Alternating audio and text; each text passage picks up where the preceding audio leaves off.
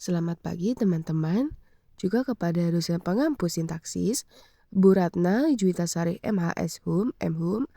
Di sini kami akan mempresentasikan bagaimana pemfokusan makna pada kalimat. Sebelum pembacaan materi pertama, izinkan saya memperkenalkan anggota kelompok kami. Yang pertama ada Cica Rusdatu Saada, kedua saya sendiri Grace Agavelin, ketiga ada Idris Saputra, keempat ada Muhammad Adrian, kelima ada Nazwa Atalia Lavitianta, dan keenam ada Salsa Kirana. Ya, langsung saja kita ke materi yang pertama. Pengertian pokok kalimat. Pokok kalimat adalah upaya penegasan, penekanan atau pengonsentrasian pada salah satu unsur atau bagian kalimat yang ingin dipentingkan. Upaya pemokusan ini dapat dilakukan dengan bantuan intonasi, partikal, kata keterangan, konjungsi penegas, permutasi dan kontras makna. Apa itu intonasi? Intonasi adalah lagu kalimat, sementara pengertian lain dari intonasi adalah irama dan ketepatan dalam suatu kalimat.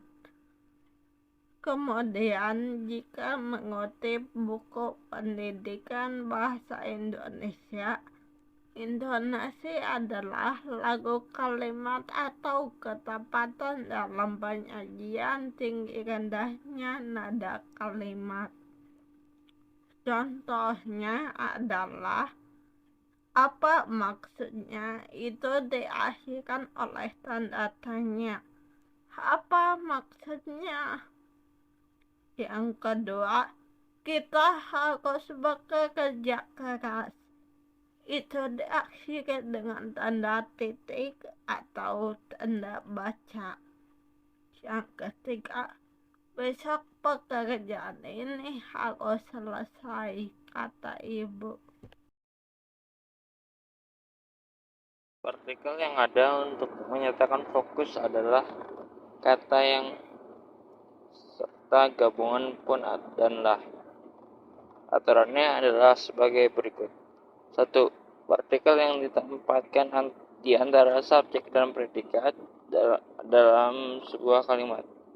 Contoh, ibu yang memasak telur.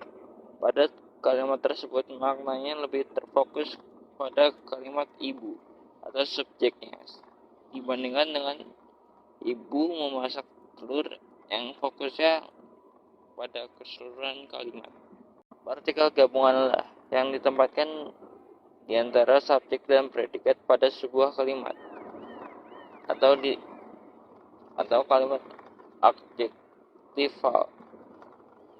Partikel gabungan ini yang lebih tegas daripada partikel yang dijelaskan sebelumnya.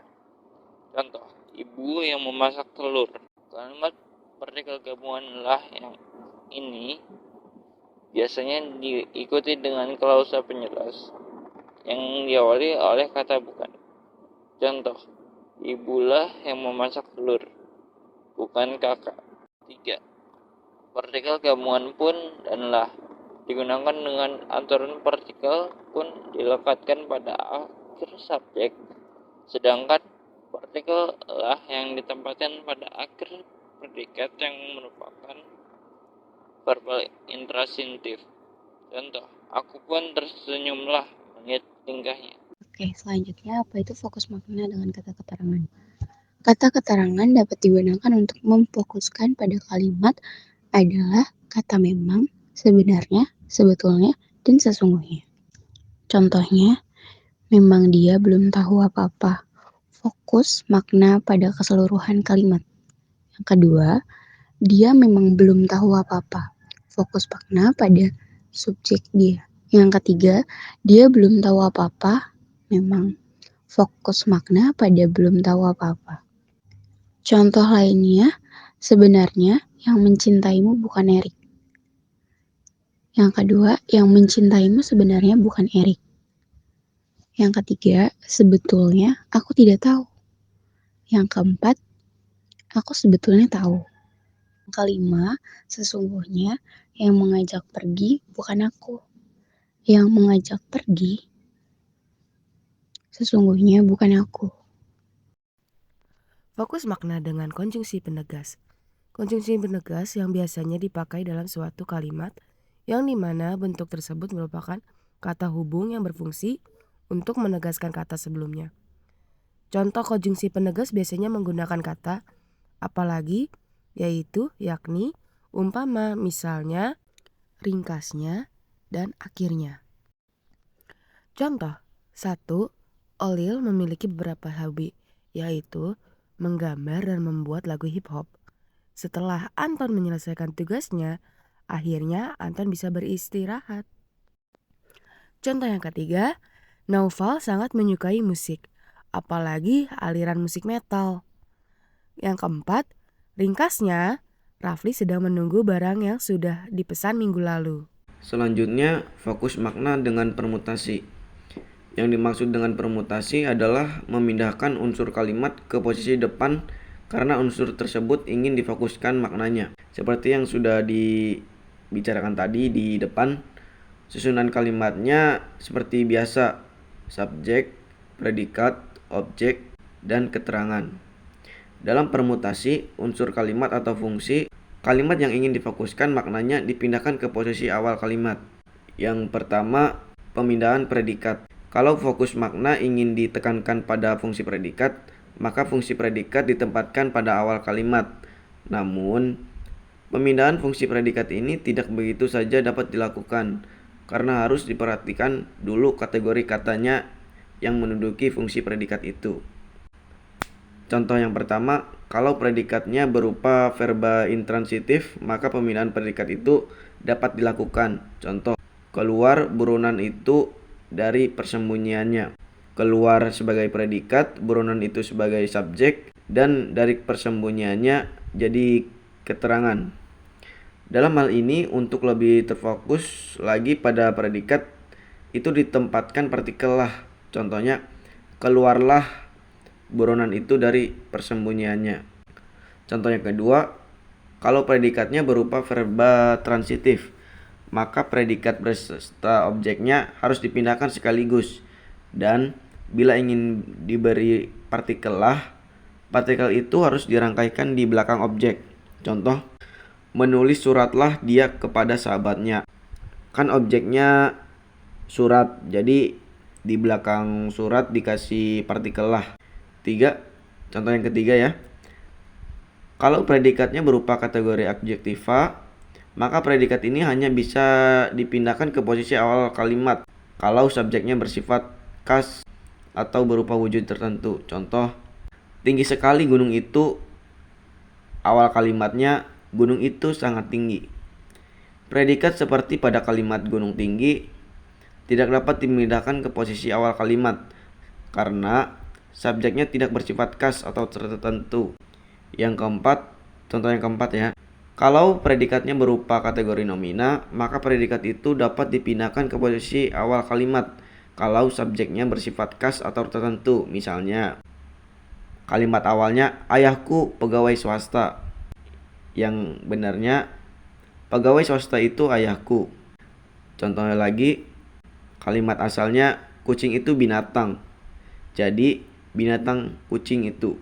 Contoh yang kelima, kalau predikatnya berupa kata bilangan, maka predikat itu dapat dipindahkan ke posisi awal. Contoh, 1.000.000 rupiah harganya. Yang dari kalimat awalnya, harganya 1.000.000 rupiah. Contoh yang keenam, kalau predikatnya berupa kata depan, maka predikat itu tidak dapat dipindahkan ke posisi awal kalimat. Contoh, ke pasar ayahnya. Selanjutnya, pemindahan objek. Objek sebuah kalimat aktif transitif tidak dapat dipindahkan ke posisi awal kalimat, karena objek tersebut telah terikat erat dengan predikatnya. Jadi kalau mau memindahkan objek tersebut harus beserta predikatnya. Sebagai contoh, kalimat awalnya itu, nenek tua itu membaca komik, yang kalau diubah atau dipindahkan objek dan predikatnya menjadi membaca komik nenek tua itu. Contoh lainnya, kalimat awalnya itu Anto membaca buku tulis, yang kalau diubah atau dipindahkan menjadi membaca buku tulis Anto. Nah, tapi kita dapat memindahkan objek kalau objek itu berada pada sebuah kalimat pasif. Contohnya, kalimat awalnya masalah itu terlalu dibesar-besarkan oleh pers, yang kalau diubah atau dipindahkan menjadi oleh pers, masalah itu terlalu dibesar-besarkan. Contoh lain, kalimat awalnya, buku itu diserahkan kepada Cecil oleh Noval, yang kalau diubah atau dipindahkan objeknya menjadi oleh Noval, buku itu diserahkan kepada Cecil. Selanjutnya, pemindahan pelengkap. Pelengkap tidak dapat dipindahkan ke posisi awal karena tugas pelengkap itu melengkapi predikat. Sebagai contoh, kalimat awalnya, botol itu berisi air, yang kalau diubah pelengkapnya menjadi air botol itu berisi. Atau contoh lain, kalimat awalnya, tindakan itu merupakan pelanggaran, yang kalau diubah menjadi pelanggaran tindakan itu merupakan, yang mana keduanya jika telah diubah pelengkapnya menjadi tidak memiliki makna atau arti yang sebenarnya. Selanjutnya, fokus makna dengan kontras makna. Fokus makna dapat juga dilakukan dengan mengontraskan dua bagian kalimat. Bagian pertama menyatakan suatu tindakan atau keadaan, dan bagian kedua menyatakan kebalikan dari bagian pertama itu. Sebagai contoh, kakaknya pintar dan rajin, sedangkan adiknya nakal dan susah diatur.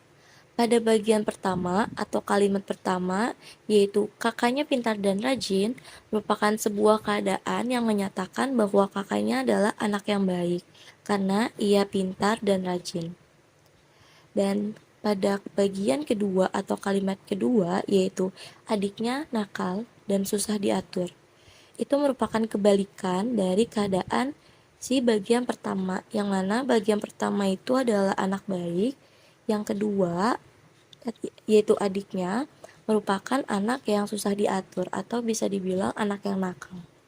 Contoh lain yaitu jalanan di kota bagus, jalan di kampung banyak yang berlubang. Nah, yang contoh kedua ini merupakan contoh tanpa konjungsi tambahan. Dan maknanya masih sama, yaitu bagian pertama menyatakan suatu tindakan atau keadaan, dan bagian kedua menyatakan kebalikan dari bagian pertama. Yaitu pada bagian pertama, pada kalimat jalanan di kota bagus merupakan sebuah keadaan di mana jalanan itu bagus, gitu. Jalanan di kota bagus. Sedangkan pada bagian kedua atau kalimat kedua, yaitu jalanan di kampung banyak yang berlubang, merupakan sebuah keadaan yang merupakan kebalikan dari keadaan pertama, yang mana pada kalimat pertama yaitu bagus, jadi pada bagian kedua atau kalimat kedua merupakan kebalikan, yaitu buruk. Nah, jalan di kampung itu buruk karena berlubang, seperti itu. Contoh lain yaitu ayah sudah bekerja, padahal kakak masih tidur. Contoh ketiga ini hampir sama dengan contoh pertama, bedanya hanya di konjungsinya saja dan di subjek dan objeknya. Cuman untuk struktur kalimatnya hampir mirip dengan kalimat pertama atau contoh pertama. Contoh yang ketiga yaitu ayah sudah bekerja, padahal kakak masih tidur.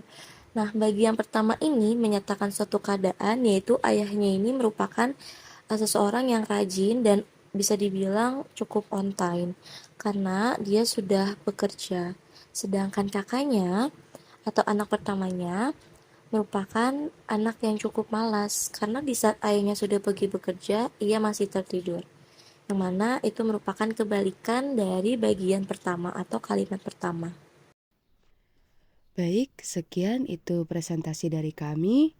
Kurang lebihnya mohon maaf, juga kami ingin berterima kasih banyak kepada yang sudah ingin mendengarkan presentasi kami. Jika ada pertanyaan bisa dilempar ke dalam kolom komentar. Terima kasih.